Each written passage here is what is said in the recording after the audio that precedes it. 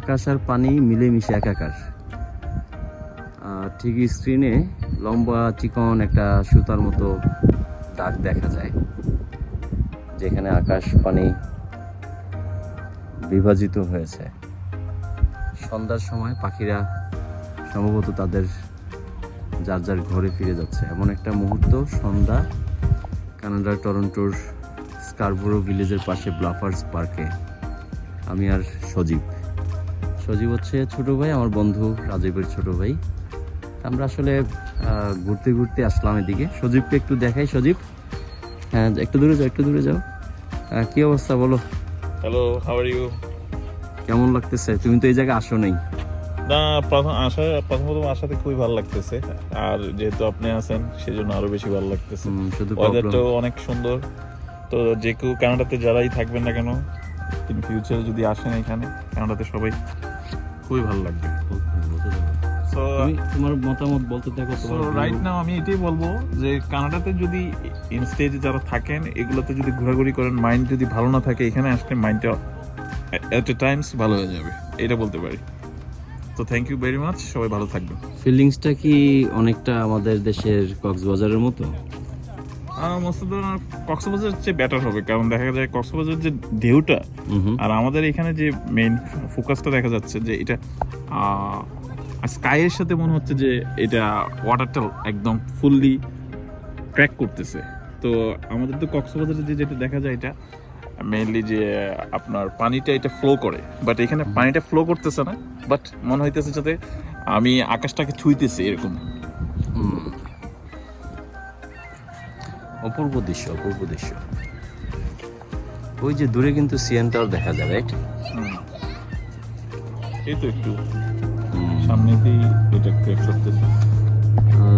এই যে হলো সিএন টাওয়ারের মাথা দেখা যাচ্ছে, যদিও ভিজিবিলিটি অতটা ক্লিয়ার না, বিকজ এটা অনেক দূরে। যদিও দেখা যায় মাথা অনেক উঁচু লম্বা, এই কারণে দেখা যায়।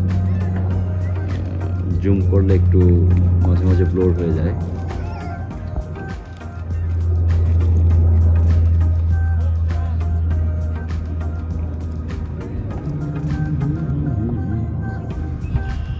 তো নতুন যারা আসবে তাদেরকে কি বলার আছে তোমার?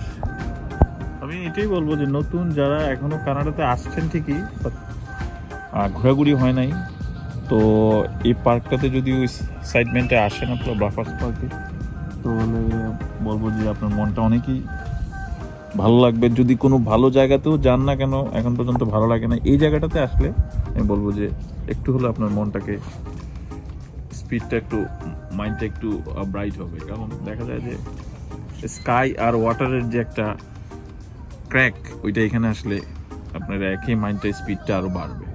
তো মন খারাপ করার কিছু নয়, তা চলে আসেন, দেখতে পাবেন যে মাইন্ড কিভাবে স্যাটিসফাইড হয়েছে। তো এটাই বলবো, আমি আমার মন্তব্যটা এটাই দিলাম, ভাইয়া বাকিটা বলবে। এই দৃশ্যটা, মানে এই যে এখন মোবাইল স্ক্রিনে যে দৃশ্যটা দেখা যাচ্ছে, এটা অনেকটা আমাদের যে পদ্মার মতো। হ্যাঁ, পদ্মার এমন কিছু মুহূর্ত থাকে যেখানে মানে ওই লঞ্চটা ওই মুহূর্তে ওইখানে থাকলে মনে হয় কি, মানে কুলকিনারা নাই।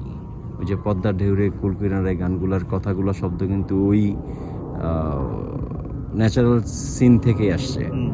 তো আমার কাছে ঠিক এই মুহূর্তে মোবাইলের স্ক্রিনে যেই সিনটা দেখতে পাচ্ছি, আমাদের পদ্মার মোহনা, পদ্মা মেঘনা যমুনার মানে ঠিক মিডলে যে অবস্থানটা, যে কোনো দিক দিয়ে কোনো কিছু দেখা যায় না, ঠিক ওইরকম মুহূর্ত মনে হয়।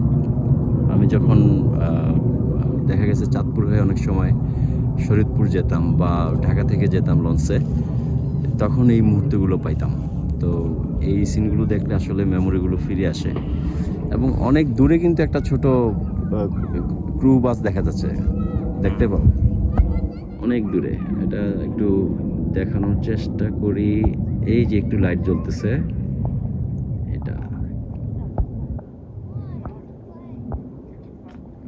জুম করলে অবশ্য বেশি ক্লিয়ার আসে না, আর অবশ্য অন্ধকারও হয়ে গেছে, আর কত আসবে।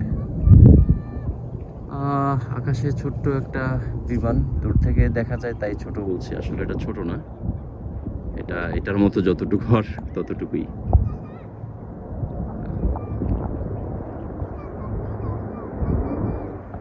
তো অন্ধকার হয়ে গেছে, আমরা মুভ করি নাকি? তো সুন্দর সুন্দর কানাডার এ ধরনের ভিডিও বা ইমেজ দেখতে চাইলে, ফুটআপ দেখতে চাইলে আমাদের ভিডিও দেখবেন। ভালো থাকবেন সবাই। আশা করি আরেকটা নতুন ভিডিও নিয়ে খুব শীঘ্রই আসবো। সবাইকে ধন্যবাদ। চ্যানেলটাকে যদি ভালো লাগে একটু সাবস্ক্রাইব করে দিন দয়া করে। আসসালামু আলাইকুম, ভালো থাকবেন।